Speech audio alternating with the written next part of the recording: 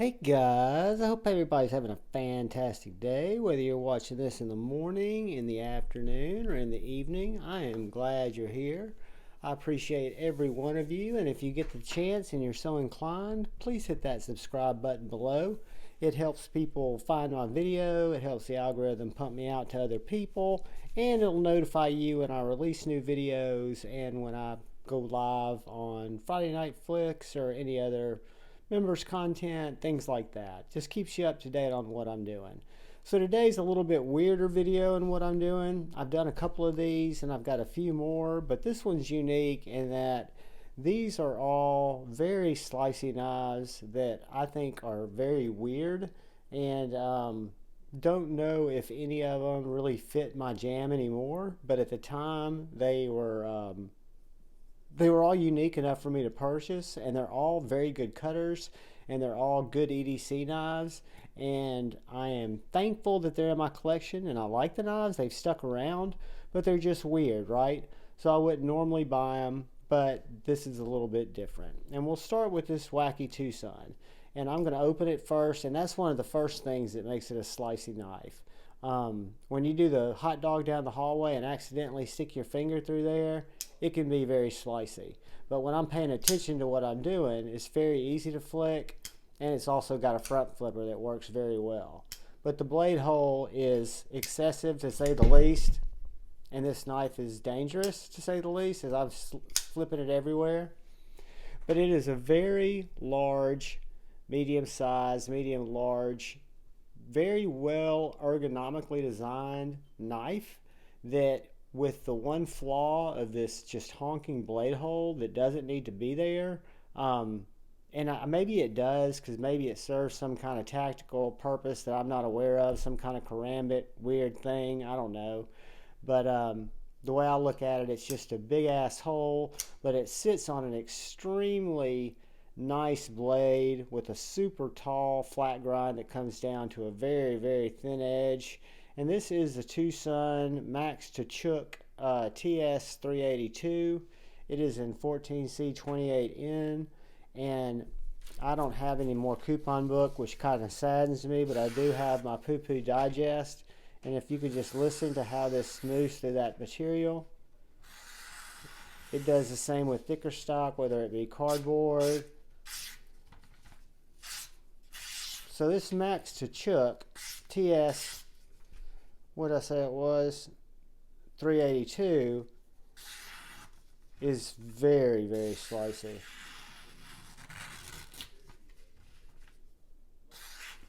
Again, odd looking, very weird, has its, what some people would say are design flaws, but this is one of the things that I said in one of my member rants. We get used to carrying certain knives and the way that their action works, and it's very easy for us to pick up another knife and fail it or do something stupid with it. Once I've carried this knife for a little while and I know exactly where to put my finger and I'm not under a camera, it's very easy to consistently get. It's just, there's just a little, and I can't find it under here because I'm looking through a screen, but there's just a nice little place where you can get it, or you can front flip it effortlessly.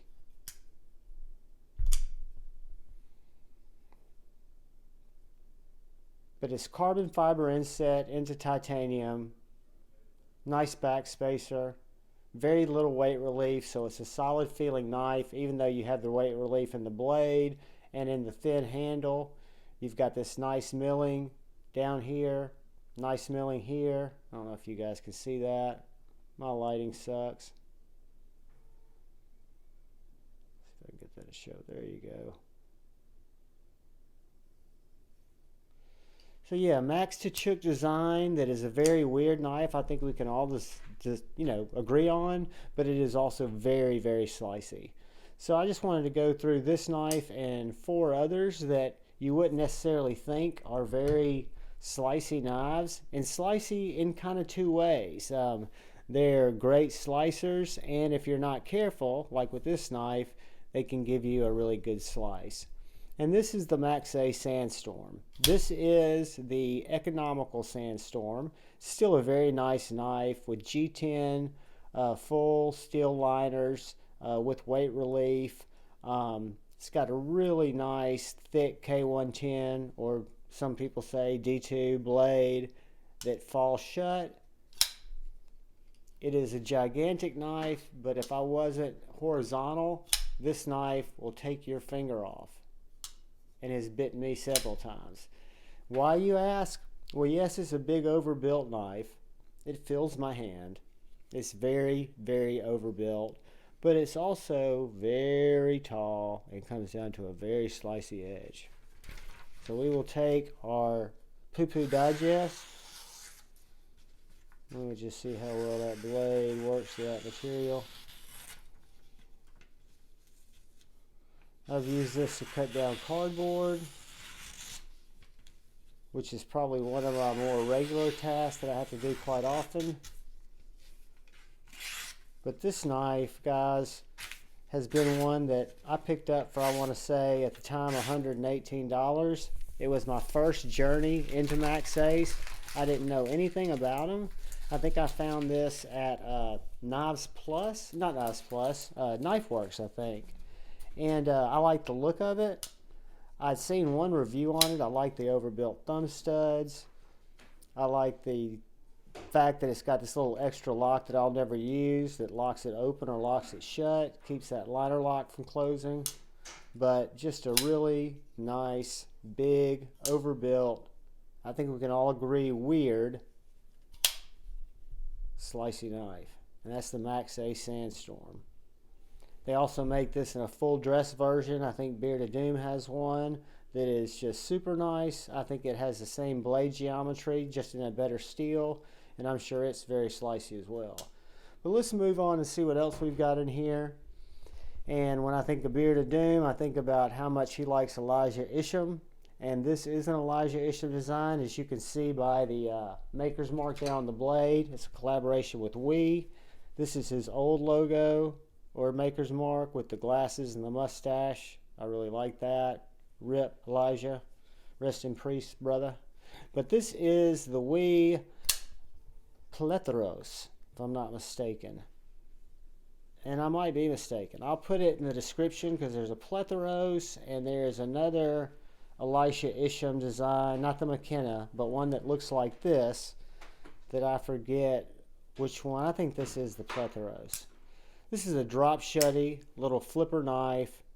Really neat construction. G10, carbon fiber, D2, with just Elijah Isham's language all over it. You've got the thin ergonomical handle with the usable choil.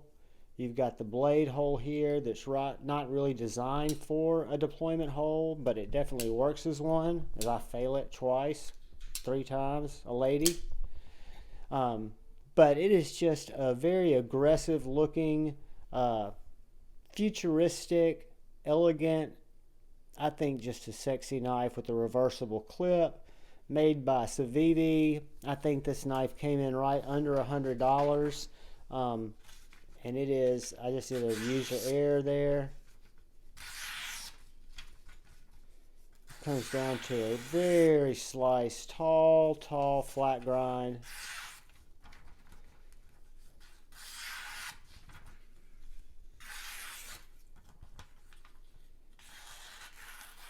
It's just a joy to cut with. We got fail going through the paper. But this is the Elisha Isham it's not the Archeos, it's the Pletharos. So it's either the Pletharos or the Archeos. Check the description and I will list it in there when this video uploads. But I want to say this is a Civivi Pletharos, designed by the late great Elijah Isham. Maker's markers right there. Try to keep the... But very understated knife in terms of any type of billboarding. But I think we can all agree that it is quite unique. From the flipper tab that's very Elijah Isham. I've got a Kaiser Isham designs. They all have those very pokey, kind of pointy flipper tabs. And then right here on the flipper tab you can see it says D2. So even though it's not the top-notch materials, it's very elegantly done, very well thought out, and just a great knife. One that stayed in my collection that I plan to keep in my collection.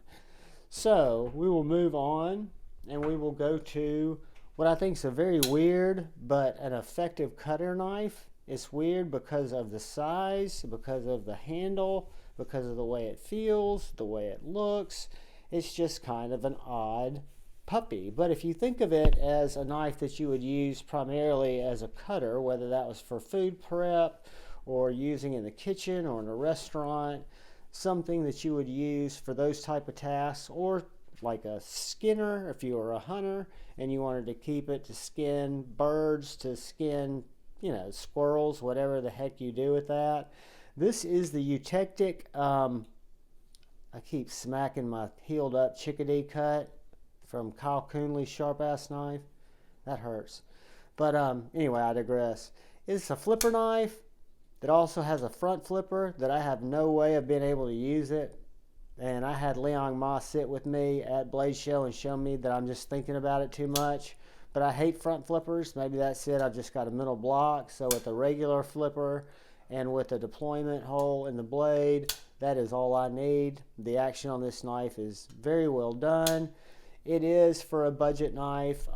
It's going to run you somewhere around the $80 to $85 range. So it does go into that range of Eutectics, or some of our YouTube buddies that manufacture knives or have knives designed and built where you do have other people that have to, you know, get compensated for their efforts. And in this case, in Eutectic's line, it's Leon Ma, and he has brought a lot of his designs. The one I'm really excited for is the FSD, which is a budget version of the Field Duty, which is my number one knife in my collection, the Field Duty EDC. But this Eutectic Trinity is the first and only one that's come out. I picked this up at Blade Show last year. I have used this knife to cut countless feet of cardboard. I have used it to put a 17-degree edge on after the edge did kind of break down on me after I used it forever, but it wasn't that sharp out of the box. But let's just check it now. And it's the blade geometry and the way that these blades are set up, the way that they don't have a lot of resistance as they move through materials. Those are why they cut good. It's not my sharpening job, I can assure you that.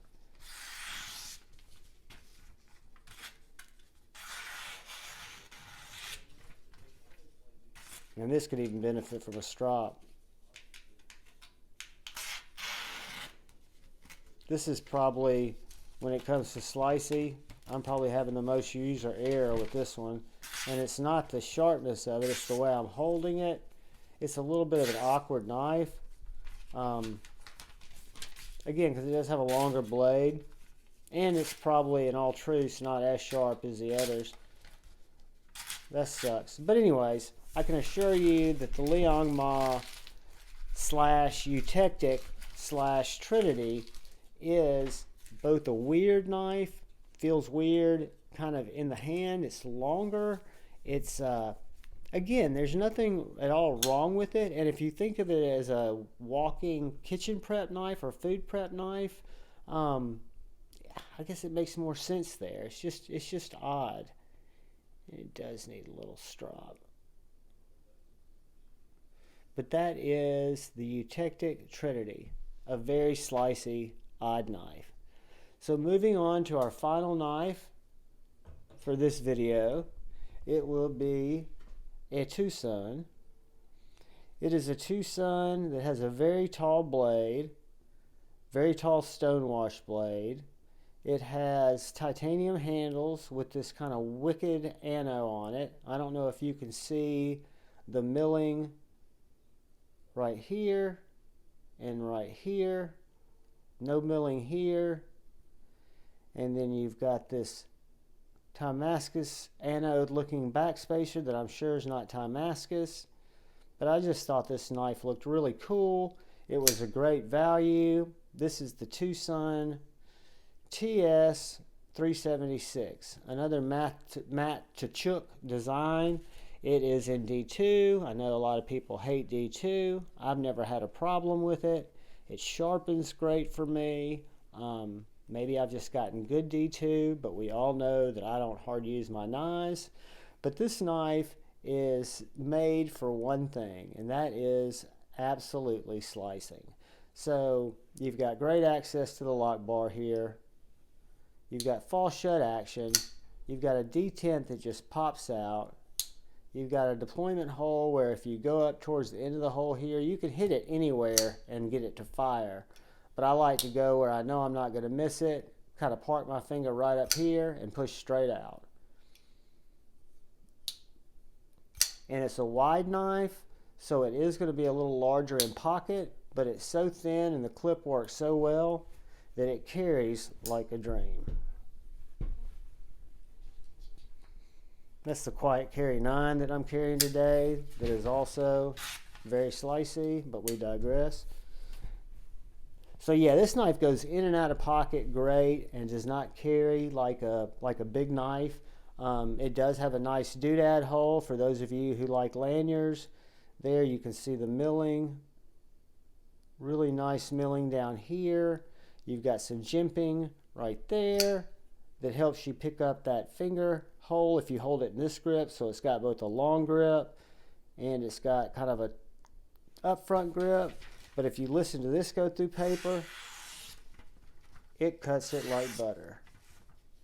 This is one of the sliciest knives in my collection. It lives in the on the behind the door Blade HQ ostentatious knife roll, only because it's one of those that's kind of big and it was eating up the foam in my Apache 3800 cases. So for members who are seeing this video, you've not seen this knife yet, you will see it when we get to the fixed blades and to the interesting, larger, and knives that have overflowed to the back case.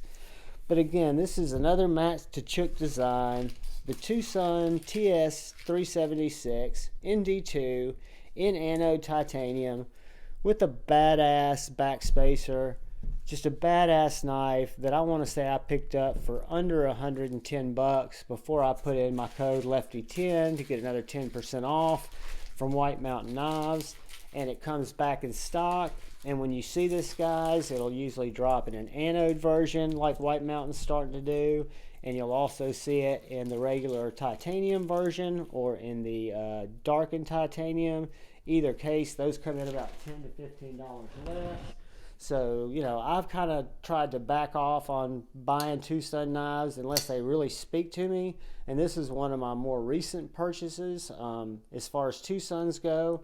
I will say it could be a little bit more chamfered here, down around the lock bar and the underside of the knife. But it's nothing that's going to bother you. It doesn't bother me. It's just something I noticed and I'll point out to you. But that is 5 weird, slicey knives. I appreciate you guys taking the time to watch a video of mine anytime you do. I definitely appreciate it when you take the time to subscribe. It doesn't cost you a thing. Hopefully it helps you stay engaged with the channel when I release new content, and I know it helps me from what people tell me in terms of your engagement with the videos, helping other people get exposed to the videos that might not normally have them show up in their feed. So I'd appreciate that. But most importantly, what I ask you guys is to look out for the guy or gal to your left, look out for the guy or gal to your right, look out for each other as you're in chats, as you're talking to people during the day, as you're texting people where you read something they posted on social media. Always know that we're going to have differences in opinions, but there's a lot more that draws us together than draws us apart. So keep loving your heart. Choose debate before you choose hate. Know I love you all. Until we meet again, peace.